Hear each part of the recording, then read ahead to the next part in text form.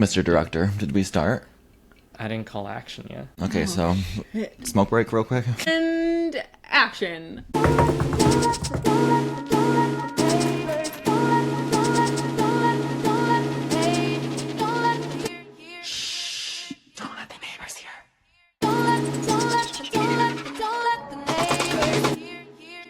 Welcome back, eavesdroppers, to another episode of Don't Let the Neighbors Hear. And we have a very special guest for you today. We are talking about how to direct your life with none other than filmmaker extraordinaire Shazeb Fahim. Welcome to the podcast.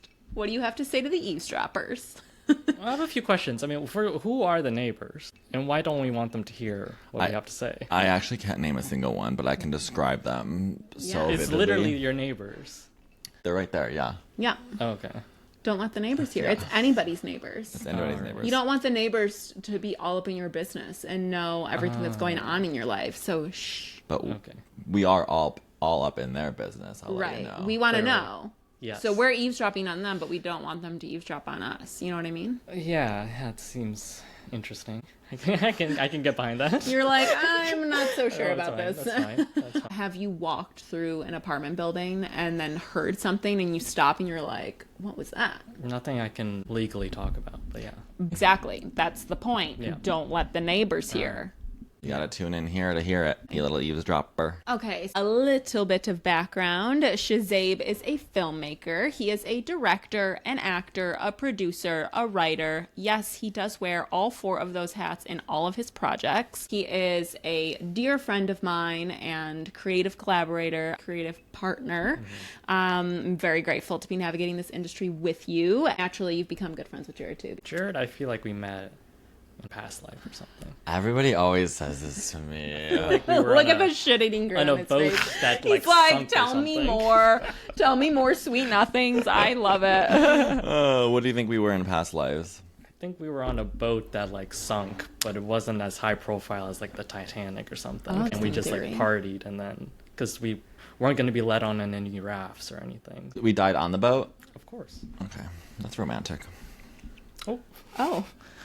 What were you doing today before you came to us in the studio here? editing a book that I finished last month. Add author to the list. I forgot. So I got some notes from some first readers now, so I'm just going through that. That's so exciting. Trying to finish that up in the next few weeks. Do you want to give us a byline, what your book is about, or not for the neighbors to hear yet?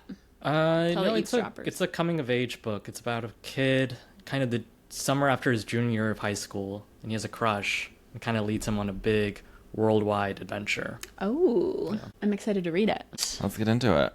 Okay, so you have directed, acted, produced, written 2 full-length feature films. You are currently working on your 3rd, and so I would love to hear a little bit about what led you to filmmaking Good question. you.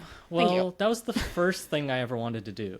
and why. You know, I can't even tell you why at the inception of it, because my first memory of myself as a child, I already loved movies. So it wasn't like I have this memory of watching a movie and thinking, oh, that's what I want to do with the rest of my life. It was even before that. If I asked my younger self why I loved movies versus now, it's not so much the escapism of movies. I think that's what a lot of filmmakers, when they're younger, they're trying to, you know, get out of themselves or their own life.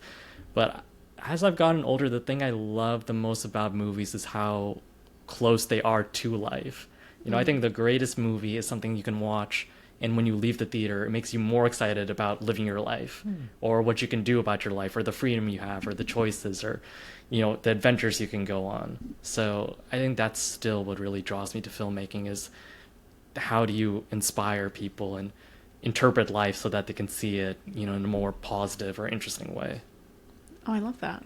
Yeah, I think that's So really nice. beautiful. I mean, I always view movies as a way to escape this Yeah. crazy world, so to hear it from a flipped perspective is really interesting. You just mentioned from as long as you can remember, you love movies. During that period of your life, is there one movie that you reflect back to? I know that's a nearly impossible question. I think we're all of a similar age, so we were very lucky because, you know, I was born in 98, so the 90s were, of course, the most amazing movie decade. We just talked about this. And then even the early 2000s now, I think, is severely underrated. And now everyone's so nostalgic about that time because it was still reminiscent of the 90s, especially those movies. So I feel very lucky I was contemporaneous to watching all the Pixar movies as they were coming out, or all these great kind of big action adventures like Pirates of the Caribbean or all these other great Disney films. But I think some of the touchstone films for me when I was very young was definitely Men in Black and The Matrix.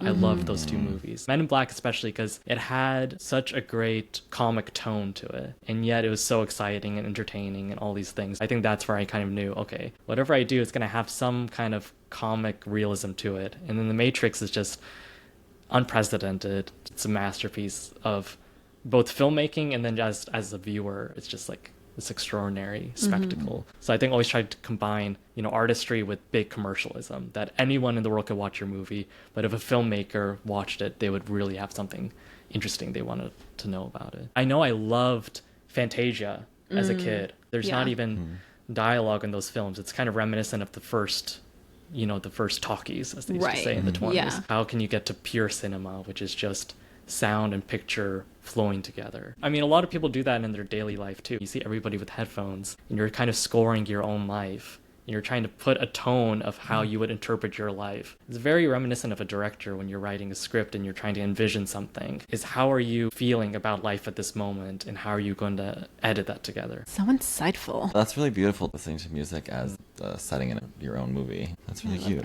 So eavesdroppers, Shazeb and I went to college together. That's true. Neither of us studied filmmaking. But you were in theater. Yeah. First time I saw you, you were deaf and pregnant on stage. That is true. I Very was deaf and convincingly. pregnant. Thank you so much. I was like, it's committed. A show called Clybourne Park. Yeah. Thank you, Kashi Johnson, for casting me in that role. But I'm so curious because you studied computer science. So let's dig into that because... Philosophy minority. Minority. Minors. In English. Why did you study computer science? Now it's become therapy because I really got to figure this stuff out also. I think I really liked the idea of entrepreneurship or making something, like the same as ways we do with films now. I always liked the idea of having an original idea and having to be in charge of executing it. So I think I was really inspired by kind of tech entrepreneurship, but at that time I was really into international relations actually. That's what I majored in. That's what you majored in, but I almost did that. Yeah. That's what I originally was going to do. I think that's the only reason the school accepted me, because I Was was for- so into Model UN. And then they were like, why are you doing computer science? I said, I don't know why I'm doing anything. I mean, this is just all very confusing to me. But You're asking me? yeah, I don't but know. I think a lot of kids my age, we were all very inspired by The Social Network in a funny way. Oh, yeah. Honestly. And I didn't realize that I just wanted to make the film The Social Network. I didn't Right. actually want to build something in it. But it really is, just the idea of making a venture like that could help people, as opposed to The Social Network, of course. But I was trying to combine that with international relations. And I Yeah. think my whole thesis at that point was like, new solutions to old problems. So how can we use the latest technology to solve, the most basic human rights kind of issues, so to speak. But what I really was doing was comedy during that whole time. I mean, that's what I Yes. spent 99% of my time doing. In your introduction, I didn't also include stand-up comedian, but that's really in the beginning of your career, the majority of your performance came from, and really what I knew you as. Yeah. I would say most of our friends knew you as. Yes. Did you know that? I didn't know this side of Shazeb. Oh my Really? God, yeah. Yeah. That was my whole life. That was how I really started. Because I didn't go into school for film, but I knew I wanted to do comedy. So I said, okay, let me start with stand-up and writing and see how I can kind of translate that into film eventually. But I was very committed to stand-up. I still am. I always feel like I'm betraying myself by not continuing it. But at school, there was an open mic, I think the first week, and that was the first time I ever did stand-up, which was very risky because nobody knows you. This goes bad. That's what Yeah. you're known as for a while.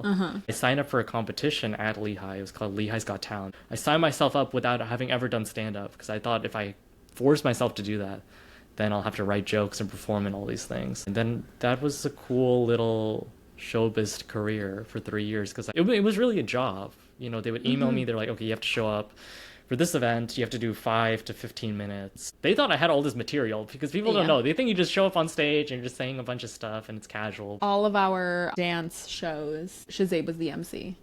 Really, most shows. And then You were Paige that. was in, I think, 5 dance groups. It was crazy. They're like, oh, this girl Paige, she's in all the different groups, so you have to give her time in between so she can change off stage. And I was like... I had a group that was back to back, I was like, This I track's got it. so hard for you. I was like, yeah, I can do it. And then I was going, and then I got a really big laugh, and I was like, I gotta end now. I'm sorry. And I we're looked off. off stage, and this girl was like, 5 more minutes, or whatever it was. I was like, I gotta end now. I closed, and then afterwards, I didn't really know Paige, and someone's like, Paige is really upset at you. And I was a little intimidated by her at that time. I was like, damn. I really don't think that that's what happened, though. I don't know who told you that, but whoever said that, I was not upset. What happened here, to add to the dramatics of the story, is I sprained my ankle in the dress rehearsal eavesdroppers, like really bad. But because I am a crazy person and I was on so many dance teams, I spent so much time every week, and this was the best time of the year. It was my favorite night. Over my dead body was I not performing. I had one of my friends, she was a trained EMT. She wrapped up my ankle. I popped a bunch of ibuprofen and I said, let's get the show on the road. Except I didn't tap dance because that would have been nearly impossible. But I did step dance, and I'm pretty sure that African and step were back to back. And so I had to get combat boots on over this ankle. So I think that's why it took me longer to change. I don't ever remember being like, oh, I'm mad at Shazeb. So I think whoever said that was just trying to start a little drama, but it was nobody's fault other than mine for being a crazy person in college. You know what I mean? Wait, so you think you're funny? So you think you're funny? You think you're silly? Tell me a joke. I'm a goofy guy. Tell the me your eavesdroppers best a joke. joke. We're listening. You guys are this is making me nervous. I'm just kidding. That's the hardest thing to come up No, with a I joke know, when yeah. somebody asks you to come up with it. It's more like Sorry, I just don't like doing anything anybody asks me. So then I just like shut Very down. directorial. He's saying this is Very fellow directorial. producer. Okay, I'll keep that in mind. I got issues. Well, you do things. This I is will say therapy. that. I do things, but You have made multiple films. I don't know how I get them done. You miss most about stand-up. For me, it was more like, it was honestly like math.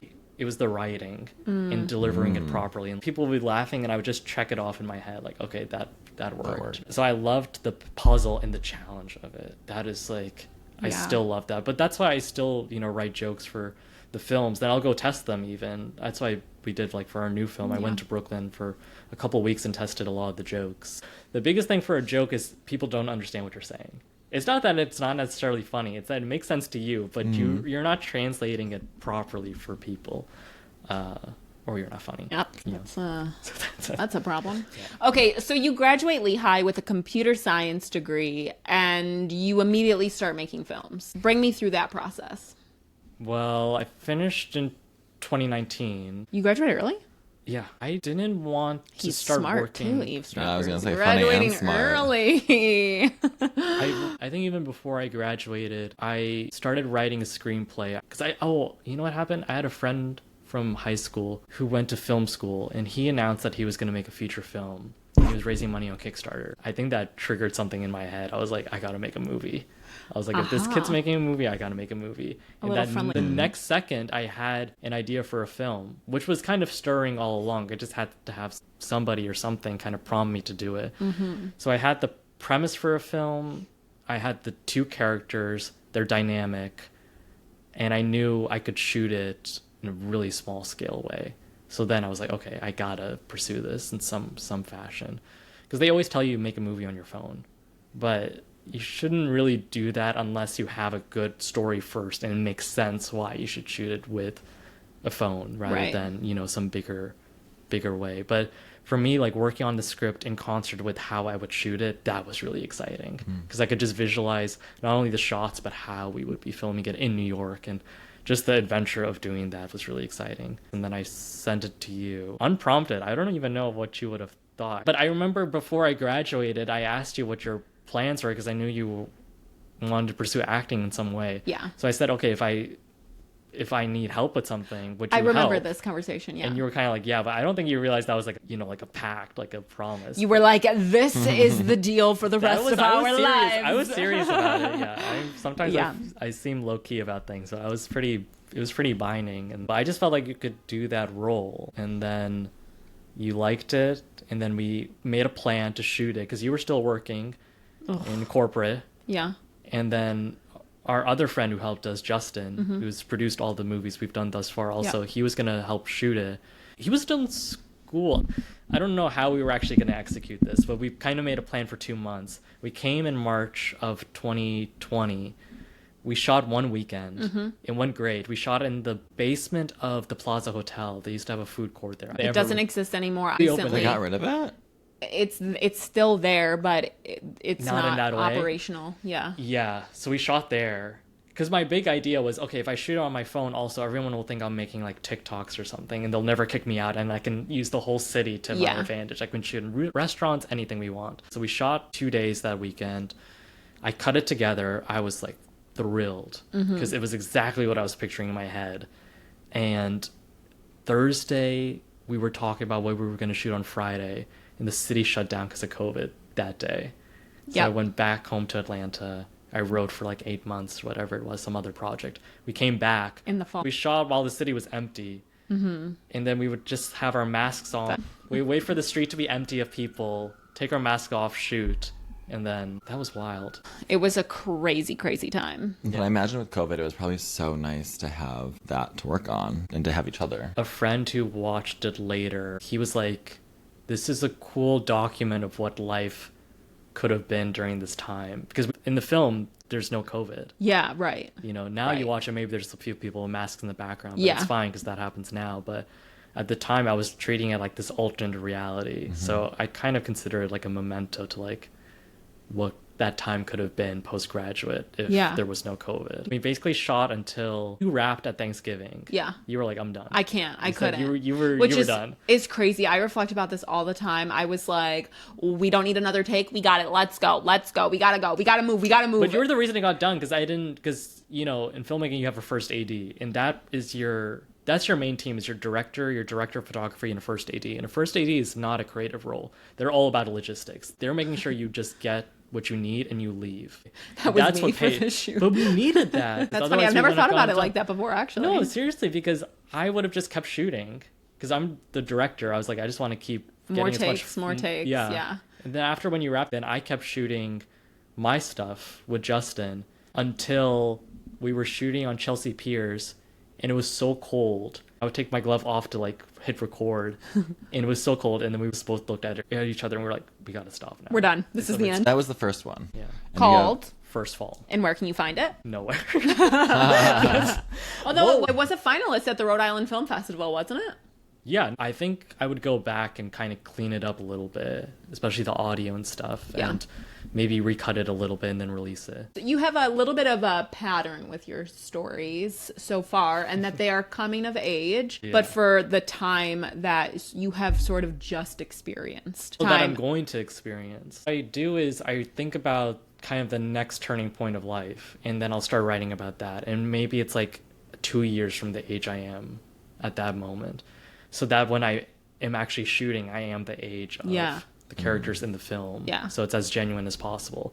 But it's all kind of a hypothesis. And then as we're shooting it, like people are going through those things usually. And then I can kind of see if I was right or not in terms of that moment in time. And then comes Before We Begin, film number 2. Yeah. That was with actual budget and the cast and the crew and the whole... It's a legit film, guys. It was a legit film. On Amazon. On and I found out Amazon, this morning released? on Emirates flights. Oh my god, are you Really? serious? Yeah, somebody sent that to me. We're on Emirates? WhatsApp. Yeah. And it's really funny because they put a kind of a funny, spicy description of the movie. Really? Yeah, I mean, the only reason it's on Emirates is it's kind of like a PG movie, but they wanted to entice people. I was like, okay, Emirates, all right, I see you. I love that so always much. loved that airline. Wow, that is It's on so Emirates, exciting. yeah. But it's on Amazon, Tubi, all the plots. Which, congratulations for that. That is absolutely huge. Yeah. What an accomplishment. It also closed the Chelsea Film Festival in 2024, which was my first red carpet experience for a film. I think yours as well. Yeah.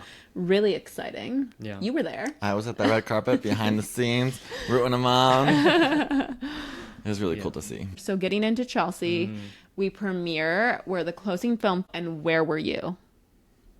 Physically? Yeah. At the festival. Not in the theater. Oh, I left. Where'd you go? Shake Shack. I was hungry. He said, and the movie's starting, seen and I the gotta movie. go. I gotta go. He's like, I've seen this so much in I've post, seen I the don't need to see it movie. anymore. Yeah, I was hungry. It's okay. Had you seen it on that big screen? Oh, I didn't. But we had a second screening though, so I watched the end of it then. I don't think I ever processed it The necessarily. Shake Shack or Both. okay. Both. But it is cool to see it in the theater. It was kind of surreal for people we knew. I don't know what your experience. I mean, because Paige was in the film too. Yeah, I mean, I have never seen a friend of mine or a family member on the big screen. Yeah. So seeing multiple of them at the same time, and then to have them be brought up after the theater viewing, up to the for the film Q&A. viewing for a Q&A, Yeah. it was really cool to see. When you reflect on your time of filming before we begin, right? Because we go from first fall, it's 3 of us. We're very in control of what's going on. And then we get to before we begin. Before we begin was shot in Boston. So you're at a different city. You have a full, proper crew. There is money and investors involved. What was that transition like for you, especially still holding all of the hats, writing, directing, producing, and acting? Well, you were there the first week of shooting, and Yeah. I think you, Justin, and I, who worked on the first film, we kind of had a little conference in the corner, and we went, "What the hell? What is going on?" I really just threw myself into it, to be honest. I don't think I stopped to think like, can I do this? Should I be doing this? Whatever it was. Because the thing I believe in most is the idea. If I have a creative idea, I really fully believe in it. I can doubt myself in like a million other ways, but any creative idea, if it's like a joke or a premise for a film or whatever it is, that I can just kind of fully run with. So I think that was what was propelling me the whole time. But yeah, I'd never been on a set before, on like a proper set. I just knew what I needed to see, you know, and you just know how to communicate that. It was a lot of instinct. It's a lot of learning from YouTube and books and other films you've seen. I actually had like the most challenging scene the first day because we were shooting around a dining table. If you've ever shot around a dining table, that's the most tricky because you have to get all the geometry right of the shots, and it takes a long time, but we got it all. Is there a reason why you gravitate towards wearing all the hats? There is something about doing all those different roles. You can make something really cohesive. I think that's my goal in life, is to make, like, for me, a perfect film is where every element is working together. So by doing all those different roles, you're just helping to create something that's like completely original and, you know, it's just the perfect interpretation of the world from your view. So I think that's why I like doing all of them. Really liked what you said about how you sort of have this full steam ahead approach on a creative idea. Yeah. And I think a lot of people struggle with that. People have creative ideas all the time, and then they sit on it, they don't pursue it, or they start it and then they question it and then they doubt it. So for the eavesdroppers out there, what would you say as to how you have that mentality, or any advice for anybody that's starting a creative project? Yeah, I mean, the number one thing you learn is that there's a difference between the writer and the editor, and everybody starts editing as they're writing sometimes. I've seen people in the middle of a sentence and they're like, this is crap, and just start erasing it. No, when you're writing, you need to write fully from the subconscious, like blood on the page, whatever you're feeling, whatever you're thinking, and do not judge it. Your editor self comes later, and that's a different skill. That's a craft in and of itself. And that's actually done a lot in collaboration, because you have to get other people's thoughts on what you're doing and kind of forming it into some form of structure. But in terms of your original creative ideas, you have to just let those fly, because that's the good stuff. Not all of it will be good, but you'll be able to discern later rather than in the moment. Because in the moment, you need to be writing out of love rather than fear. Because that's what the critique is in your head, is that you're afraid that it might not be good. But you haven't even given yourself a chance yet. You haven't even seen what the material is yet. So I would say write first, which is to say just let yourself be fully creative, fully original. However crazy it is, the more crazy the better. The more you can get into that space of like, it's really just coming off the noggin, whatever it is. And then later saying, okay, how can I structure this? How can I cut this? What's the actual story from all this material? Then I think you're in business, baby. You know. That was a phenomenal answer. Do you know where that confidence comes from? Definitely part of it is just innate. Eavesdroppers, lean in and light a match. I have a story for you.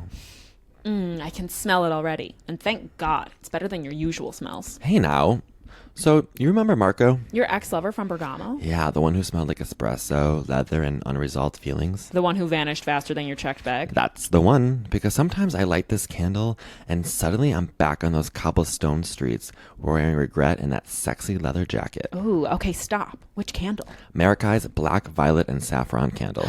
Oh, yes, the candle I immediately claimed as mine. It opens soft, violet and rose, romantic, dangerous. Then geranium cuts in like reality saying, hey, be serious. And then boom, golden saffron, baby. Warm, amber, rich, moody. With leather underneath, like old stone buildings, and people you should absolutely not text again. It's the candle you light for your evening eavesdropping rituals. Quiet reading. Or pretending you're emotionally healed. And she's not just hot, she's responsible. Hand-poured coconut soy wax. Clean burn, non-toxic, phthalate-free. FSC certified wooden wick, soft crackle. Because ambiance is not optional. Burns for 35 plus hours. So the memories don't leave early. Unlike Marco. If your space feels stale, or your soul feels dusty. Light a Maracai black, violet, and saffron candle. Close your eyes. Breathe deep. And don't be surprised if a memory Or an ex. drifts on by. Especially if they had good taste. Light it, smell it, live it. With Maracai. Order at MaracaiCandlesNYC.com. That's MERAKI candlesnyc.com. Shh. Other than that, I think I just have a lot of support, honestly, from family, from friends, from even random people. I just feel very fostered towards creative pursuits. I've never had anybody really tell me like, this isn't good, or, you know, in a way that was like meant to dissuade me from pursuing it. Maybe they'll give me some good critique or good feedback, but I just feel very supported by whatever I'm pursuing. As someone who has frequently worked with you, what you just said really comes through in how you work with other people. It's almost like where you instill more confidence in me and who I am as an artist, of you always asking me what my opinions are, how do I think something should be written, gives me a boost to be like, oh wow, no, like I do have a creative opinion, and everybody I do has have a perspective. Yeah, so I really commend you for existing in the space that way, for being a kind and collaborative human, because right, these are also your ideas, and you're the one who's like, I want you to be doing this, will you help me? You ask for help, and then the people that you want to collaborate with, you also make space for that voice. You're not just like, nope, this is my idea, this is how it's going to be done, there's no room for flexibility.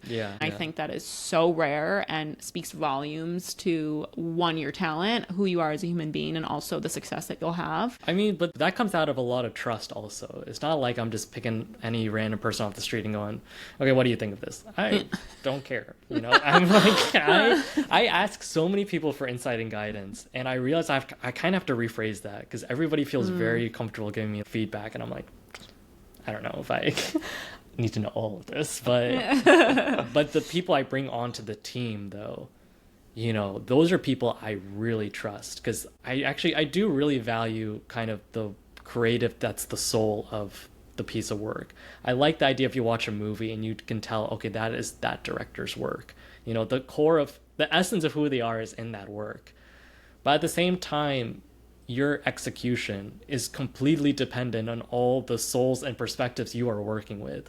And I like the idea of everyone bringing that which only they can do to a piece of work. That is essential for me. Like, I want to find out what makes this person unique, and how can I bring that out in them? Or how do I interpret and discern who they are and can bring that? So everybody's perspective is essential, because as a director, you have to steer the ship, and you have to be able to discern which ideas are coherent to the vision. So that sort of leads us to the current project. Feature film number 3. What do you want to tell us about it? I want spoilers. If I don't get spoilers, I'm going to be pissed. We can spoil. I don't even know what we're allowed to say. We can say the title. Yeah, we can say the title. Don't let the neighbors hear that Shazeb Fahim's next feature film is called Moment to Moment. Moment to Moment. With the number 2 or the letter T-O? The number 2, Jared. What the fuck do you think I am? This is... Come on. What joke are we talking about? Okay. Moment to moment. Yeah. MTM. Or M2M. M2M. M2M. I'm mostly upset that I didn't think of that before. That's why I'm lashing out right now. But yeah, moment to moment, big romantic comedy set in New York. Won't give too much of the plot away right now, but deals with the music world, the classical music world, and the theater world, and the intersection of those two. But definitely reminiscent of kind of the big studio romantic comedies of like the 80s, 90s, and 2000s, trying to transpose that tone to now, because I don't really see that now. Or if you do see that now, it's usually people trying to be intentionally nostalgic about something. And that's cool sometimes, but I kind of want to see what if you were just genuinely working in lineage of that now, rather than just trying to be kind of kitsch and saying like, oh, it's a throwback. Like, I'm tired of the throwbacks. Like, do something now, working in that tradition, and see what that brings, you know, what the contemporaneous to your life brings now. So that's the aim. Yeah. We'll be shooting this fall. And you'll be in it. I will be in the film. Paige is in it and is producing. My first feature film producer role, which thank you, first of all, for offering me the job, boss. And I've learned an incredible amount, and it has genuinely given me so much perspective as an actor. And I would highly encourage anybody in this industry to try and dip your toes into production. It really helps understand like how it all actually goes down. And you really understand what your role as an actor is within that. Yeah. How am I doing? Excellent. Is this the quarterly eval? My evaluation? Oh, can I be HR?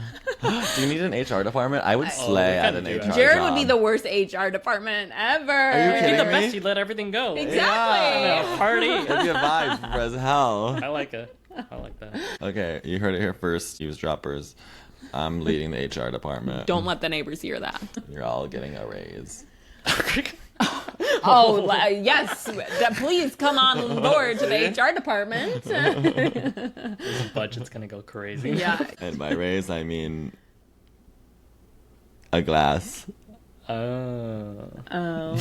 Sorry. Jared, you're I fired. get a raise. Oh, boy. The shortest tenure we've had. I didn't go to film school, so I don't know, but something that I have heard is that oftentimes you're taught to start with a short film.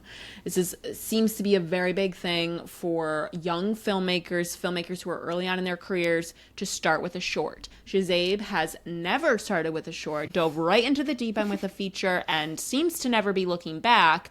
Why is that?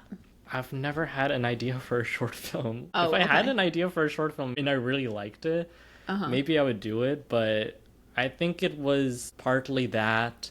It was a lot of naivete and ignorance. I didn't go to any film festivals before. Sometimes it's a good thing. Yeah. No, I didn't go to any. I feel like if I had gone to all the film festivals and panels and all the stuff that I've gone to in the past few years after we made the movies we did, I would have just been paralyzed in making anything. Honestly, it did not inspire me. It gave me a lot of knowledge, and the best thing was I met so many other great filmmakers. Like, the people I met was fantastic, but in terms of the education and information they're trying to give you, it's very complicated. I think if you just start making a film, just by virtue of going step by step, you will figure out what you have to do. But if it's all so in the abstract to begin with, which it is for people who haven't done anything yet, then it can be really daunting. But I don't know, the short film to feature film pipeline, it just wasn't interesting to me. I don't know. I was like, because I want to do it. I think short films, I think it's just a different form. You can become an expert on making short films, but that's a different medium almost than a feature film. Yeah. Like, maybe if you were treating short films like scenes, then it would be good. But I treated the first feature film kind of like 30 short films, because I was like, each day we were doing one scene. So I said, okay, how do I make this scene as interesting as possible and have like a twist in the scene and get it done? I don't think there's any filmmaker when they were young, they were like, oh, I want to make short films when I'm older. You know, you want to make a movie, and a movie is a feature film. For our eavesdroppers that aren't in the filmmaking industry, what is the difference between a short film and a feature film? Feature film is technically anything longer than 60 minutes. Isn't it like 40 by some film festival standards, or am I making that up? It can change. I mean, you would rarely see a short film that's more than 45 minutes. Right. Usually they're like 7 minutes to like 24 minutes. Say it's 36 minutes, that's a short film. Yeah. Okay. Yeah. Say it's 61 minutes, that's a feature film. Yeah. I think it's as much work to make a feature film as a short film. Yes, might as well just do it. In terms of the prep, honestly. Yeah. But I think just to make something that can sustain 90 minutes, that's the medium I want to work in the rest of my life. I would just want to become the master of that, so why not just start that from the start? Yeah. But everyone has a different journey. Some people, they make a great short film or a great proof of concept that leads to them making feature films. It might help them get the financing to then actually do the feature film. Yeah, because feature films are, of course, more expensive than a short film. They're more expensive. It's a lot more responsibility, a lot more craft involved. But, I think you have to pick your own path. I would not be like, oh, everyone's doing this, There's no one way to do it. Yeah. There's not one way to do it. All right, eavesdroppers, we're going to get into some fast questions. This is going to be an interrogation style. Oh. Alrighty, we're going to start it off strong. Yeah. Don't let the neighbors hear. Fuck, marry, kill. Directing, acting, writing, producing. Yes, I know that's 4 and there's only 3 categories, so I guess you're killing 2. Or if you want to put 2 in one category, that's fine. Kill producing.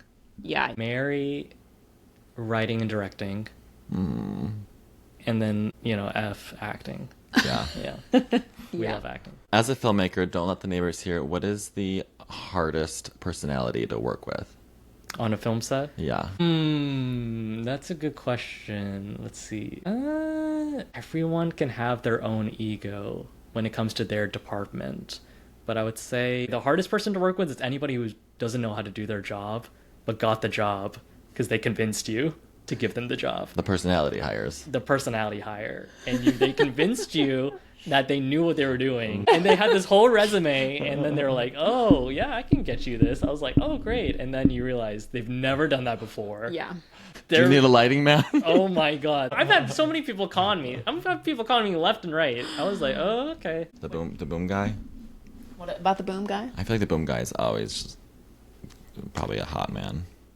If you're holding a boomstick all day. The boom? I've worked with some pretty badass female boom ops. Yeah, hot as hell, I bet. Sound is always considered, they're always ranked pretty low, I feel. Really? It's 50% of the movie, but on a film set, you're more likely to do a take again because you didn't get something for camera rather than for sound. Ranking in what? Just the hierarchy of who's cool and who's not. I was talking about, who's hot, who's not. That's that depends on the film set, True. That's true. And you wanted to be HR. This is acting. What the hell is going on? It's like, I want to be the intimacy coordinator too at this. What is something that you do not want the neighbors to hear about networking in this industry? Networking, you have to be as genuine as possible, I think, in any setting, in life in general. That's probably my biggest value that I hold for people that I meet or for myself in general is how genuine can you be? Yeah. That doesn't always mean being super nice or whatever it is. The thing about this industry is that everyone is so hungry and desperate and they want to get to the person that can help them, which I understand. I mean, I've done the same, and everything is so transactional also. So you should always lead with not what can you do for me, but rather who are you first of all as a person, and then see, okay, what kind of work do you do? And then what I've learned to do is how can I help you? Even if you've done nothing, I think approaching people with how can I help you in your journey in whatever work you're doing, rather than, okay, what are you going to do for me? It's going to lead to so many more opportunities for you. I have offered help to people who I didn't know were huge already. And they remember that for years. And they still offer to help me now. So I think always lead with what can you do for other people. Pro tip. Don't let the neighbors hear. As a filmmaker, do you have any dream actors or actresses that you want to work with? I'm most excited for this sounds like a cop-out. It's not. I'm really excited for the people we don't know yet. The people we meet at film festivals and stuff are friends of mine who haven't had a breakout role yet. I'm like, wow, I'm going to be able to work with them and they're going to be known for everyone and I'm friends with them right now. That is the most exciting thing right now, especially because you can see the people who are really starting to get steam and stuff, and you're because you always look at your heroes and they're like, oh, we've known each other for 25 years. I knew him when we were nothing and living next to each other in this crappy apartment, whatever. You're did you really? But then you realize, no, you're in that position right now. I'll answer this in a weird way. I'll tell you some actors I wanted to work with who have passed away now. Diane Keaton. Oh. I would have love to have worked with her. Or Nora Ephron and Mike Nichols. I think those are 3 people that passed away before they should have, in a way, and that I could have still have gone to meet in this life. I feel like I would have loved to have shared my work with them and worked with them as well. Love that. Don't let the neighbors hear something that you wish was different in the industry. That's a good question. Well, I don't know too much about this because I haven't had experience with it, but they say in terms of financing that in other countries, like in the UK and stuff, like there's a lot of government supported funding you can get, or even in smaller countries. So there's a better way of getting your movies financed if you're showing that you're doing great work. Like those countries, it makes a lot of sense to make short films and to have them get traction and stuff, because then you'll get a lot of institutional support. But I guess in the US, it's like there's a lot of independent institutions that give grants and stuff, but it's so competitive. It's like getting to school. It's like you're filling out all these applications. It takes months to find out, Okay. I want you to close your eyes. I want you to imagine your life in 5 years from now. Where are you? What's happening? I gotta do some math. What year is this? It's 2026. No. What are you? Oh, 2031. Ooh, interesting. I feel like I'm in London for some reason. I'm definitely in the middle of a project. I'm definitely writing, directing films still. I think acting under other filmmakers. I feel like I'm really busy, which is what I like. I feel like I'm just really in flux of a lot of different projects, and that my life is also very complicated, which is what I like. That's what I feel like in 5 years. And in 2036. 2036, I feel like I am busy but comfortable. I feel like I'm happy with how things are progressing and that I have a lot of choice. And where are you? I'm in Paris.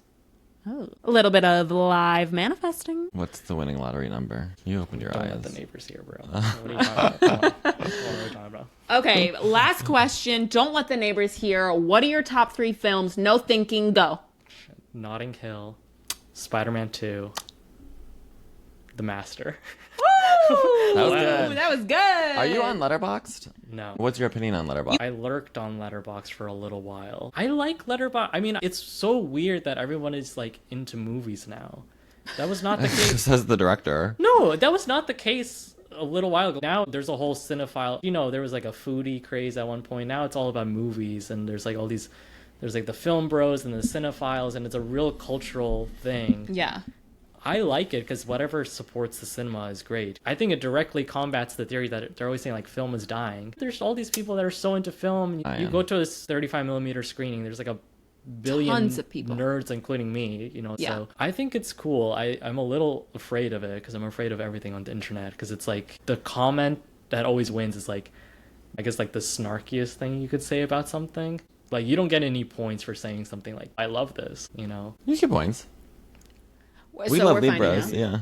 Yeah. Oh, actually, I hear what you're saying. I'll take that back. In But terms of people are things, quicker to respond to something that they disagree with and something negative Yeah. before they'll. And even on our Libra video, like we got a lot of positive responses, but there is also a lot of like people refuting what we said, even though it is a compliment to them, right? This video is like, we talk about we love Libras and they're charming and they're super flirty, and people are like, so many comments of like, I'm not flirting, that's just how I talk, I'm not flirting, I'm not.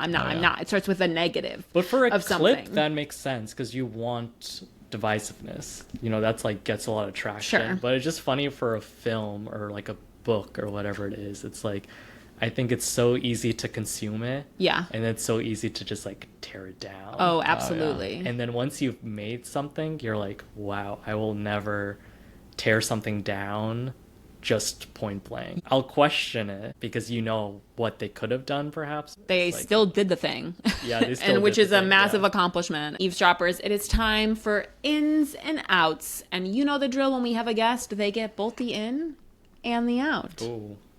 So, Shazeb, tell us what's in. What's in? Reaching out first.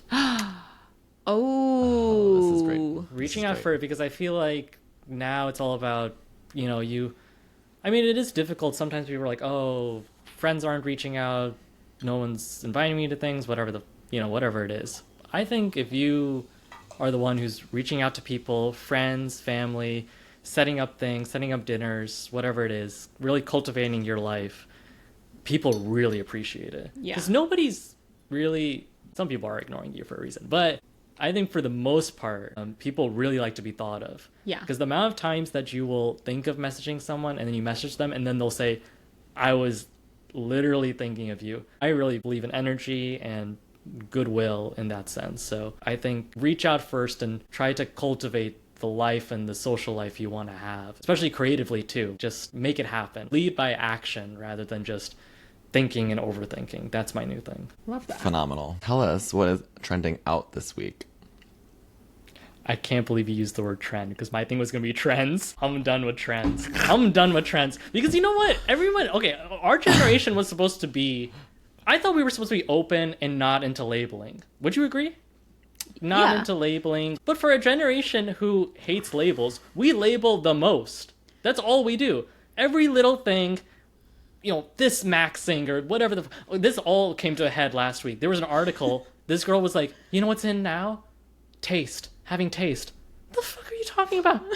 Taste is in now? Taste was always in. This is not a trend. Live your stupid life. I don't know why everyone thinks like everything has to be categorized and like so niche and whatever it is. It's like just have an original life, you know? Trends are an anthropological thing that happens after the fact. You know, we go look back like, oh, the 50s were like this, you know, or the Reagan years, whatever the fuck. Just live your life right now, okay? Yeah. Everyone's like, it's all about the trends and everyone's lining up for Greek yogurt. Stop. Just be you. Everyone needs to be an existentialist because existentialism is all about freedom. Freedom for yourself, and you can change at any moment. And you can have your tribe and your community, and you have to have your taste and all these things. That's all great. And certain things become popular and famous, great. But the labeling, and I'm this, and I don't believe in that, just be a person. Would you not argue, though, that being an existentialist is a label? Uno reverse. Gotcha. Did you just label? Yeah, it's a label. That was good. I'm not gonna argue with that. Good. You know, No, I wholeheartedly agree with you. you should. Alrighty. I think that wraps everything up. Any final parting words? What would you like to leave the eavesdroppers with? Eavesdroppers, Yes. your life. My new thing, my mission statement right now is lean into you, expand and go deeper. Somebody put that on a t-shirt. I can see it. Lean into you. Expand and go deeper. Ooh. So, It's a little saucy. It's a little saucy. I feel like those would all be But names it's of only because songs. Jared's here now. HR. This is ridiculous. I think I would make a great HR. Well, Everybody would totally come tell you their problems. everybody does at work. That's the thing. So that's Right. why I kind of think this. But who are we going to talk to about Jared? You can. Everybody else? Yeah. I'll catch wind. I'll read your messages. Yeah. I'll be on your team's chat. Alrighty, eavesdroppers. This has been a lovely episode with Shazeb Fahim of How to Direct Your Life. And where can we find you? On Instagram. At Shazeb Fahim. And what was your AIM? Did you have one of those? No, I'm not that old. Oh. Sorry. I'm out now. Now I'm out. Out this week. We are out. a year Shazeb apart. Fahim. We're a year apart. But that's an important year. No. This is the line between your sister millennial and absolutely had zillennial. one. Your sister is older than my brother, which means you were raised as a millennial, and therefore, I was raised as a millennial? yeah. You heard it here first. Oh, I'm a zillennial. What even is that? That's No, 97, don't label 98. anything. Here he is. I'm Here a he is. I'm millennial. not a millennial. I'm a millennial. This is, I can't believe I'm being flipped and flopped. Oh my god. Don't let the neighbors hear. Don't let the neighbor, I mean the neighbor. Oh, shit. What the heck just happened? It was like, I didn't know Saratoga could do that. oh my god. Cheers.